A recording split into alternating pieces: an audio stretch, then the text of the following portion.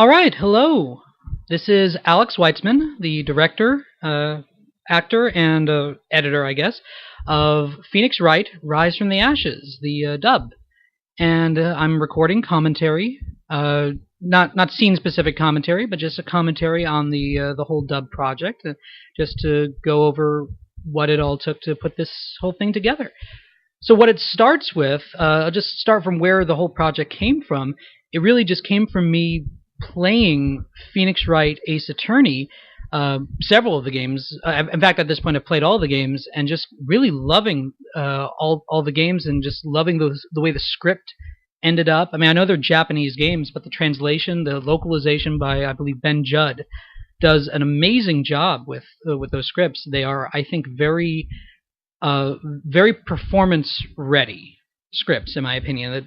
That's a really strong mark of a good script, and particularly a good localization, is that just the words themselves, I think, fit so naturally to the ear that if they were to be performed, they would be you wouldn't have to futz with them. And that's one of the reasons I just really fell in love with it. As far as I love, I'm a gamer. I'm not nearly as much of a gamer as I used to be. I actually have, I guess, conflicting opinions in some respects regarding video games. I'm very, very happy that video game technology. I'm a child of the modern video game industry in that respect. Not the 70s leading up to the crash of '84, but I was 6 when the regular 8-bit Nintendo was huge. So I grew up alongside the increasing. I mean, we're still in that same era, really, from the regular 8-bit Nintendo all the way up to what we have now. And that I grew up alongside that, and then so I got to see video games get technologically more advanced to the point that we have now, where video games are now all voiced almost entirely to a T, and that's something that I love as a voice actor. That is my professional calling. As a voice actor, I love that there is so much work now available in video games. It's just a huge amount of potential work that you can get in video games because the technology has gotten so good that basically all games require voiceover. That said, as a young actor, I remain fond of particularly the section of games that were coming out in the late '90s. Apart from like Metal Gear Solid, which was one of the first completely voiced video games, there were a bunch of games that were coming out for that era, particularly like the regular PlayStation, the first PlayStation era, things like Final Fantasy and Xenogears and things like that, where the scripts were getting much more complex and interesting, but they still weren't all voiced. And so that was something that when I was in high school and such, I used to play those games constantly and voice them while I was playing them. So that was a great deal of fun for me. I used to do that a lot, and it was great practice. And so that's something I still seek out. I still play those old games, and I still seek out games that have those kinds of scripts but aren't voice acted, which is what led me to Phoenix Wright in the first place. That I'd heard they'd had these great translations. There were these very funny scripts with very funny characters, and they were not voice acted. So I was like, oh, I can play these and just speak the lines as I go, just for my own fun, just for the fun of playing it as and acting while I played. And that was the kind of thing where, in the process of doing it, I fell in love with these characters and these stories so much that I had to voice it. I was like, okay, I really want to act these characters. And I've had that instinct once before in my life. I did that in college. I went to Chapman University, and I have a BFA in theater performance, stage emphasis. Chapman is a name you'll hear a couple of times on the commentary. And at Chapman, I did a big senior project, a big senior theater project that was Reader's Theater.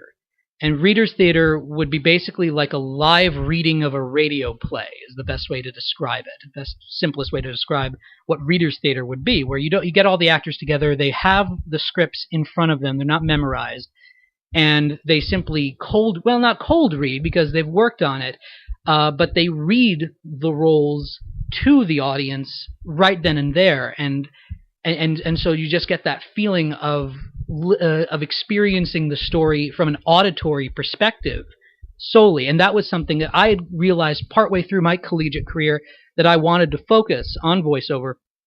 And Reader's Theater was about the closest I could manage to doing something based in voiceover in college. And what I did with Reader's Theater is I adapted my favorite, to this day, still my favorite comic book, which is Bone, Jeff Smith's Bone. And it's an independent comic book that has been described. This is a common comparison. It's like Walt Kelly's Pogo. Pogo is a funny animal strip with a very lush design, a lot of sarcasm and funny accents. That crossed with The Lord of the Rings, this big, sprawling fantasy epic. It is like Pogo crossed with Lord of the Rings. If you have not read Bone, go get Bone. It is still the best, one of the best things I've ever read in anything, and certainly the best comic book I've ever read. And I adapted Bone myself. I adapted the script of the one-volume edition, the entirety of Bone, which in its one volume, from beginning to end, the entire sprawling epic, was over 1,300 pages of comic book. It turned into about 130 pages worth of script. And so I started it as Phone Bone. I directed it, kind of co-produced it, and like I said, adapted the script, and directed myself and 13 other Chapman actors, fellow students, in this big Reader's Theater epic. And we ended up doing the entire project kind of in serial theater, where, like, you know, because it was too much story to tell in a single night, so each night would be a different part of the story. We did 4 separate performances and went through, split up the story into 4 parts. And that was the way that we'd done that. And as you can gather, what I did with Bone is very similar to what I ultimately did with Phoenix Wright Rise from the Ashes. The only difference being, instead of doing it live, I cut it up and put it to the video of the game in progress, so that the game looks like it has voice acting. And that was the intention. I was like, okay, I'm going to do with Bone what I did with Bone, I'm going to do with Phoenix Wright. And so that's where the instinct came from, to do the Phoenix Wright dub. I really, really wanted to act this role, and that was the basic idea. So the basic conception for Phoenix Wright Rise from the Ashes, the dub, was me getting a bunch of my fellow Chapman grads together, because I'm graduated now, but many of us are still in the Southern California area, still working in the industry of acting. Many of us trying to make it, some of us doing pretty darn well so far, making it. And I'll go over everybody's resume, those who have significant resumes to this point, and just getting everybody together. I did it because it was fun. It was just fun to do something like this. It's great practice, to just work on a project like this. Gave me a lot of practice learning technical stuff that I did not know ahead of time. I'm not a tech ed. And it was just something that I wanted to do with my fellow friends who are actors, and have a project like this to put out, to show everybody what we can do.